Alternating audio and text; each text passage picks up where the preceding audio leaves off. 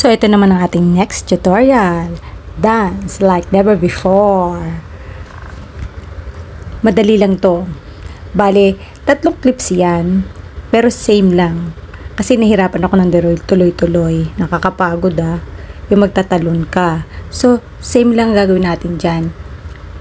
Kukunin lang natin yung nakaangat tayo. Huwag yung nakababa yung nakaangat. Pag-angat hanggang nasa ere tayo. Yun lang ang kukunin natin. Kung magagawa nyo na same ang duration niya, like example 0.02 lang, so pwede naman, mas maganda.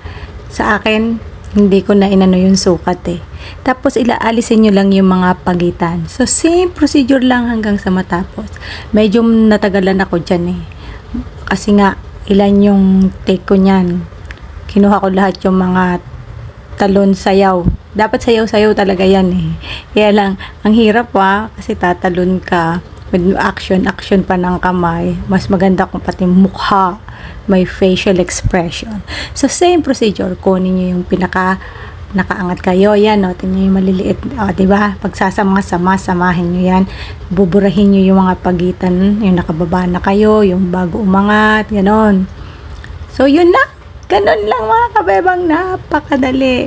Sobrang dali lang. Sana may natutunan. Ang saya nito.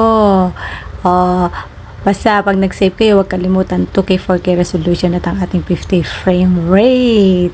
Diba? Yan na siya. Malapit na. Konting-konti na lang. So, ayan na. Ready to export na yan mga kabebang. Bye. Hanggang sa muli.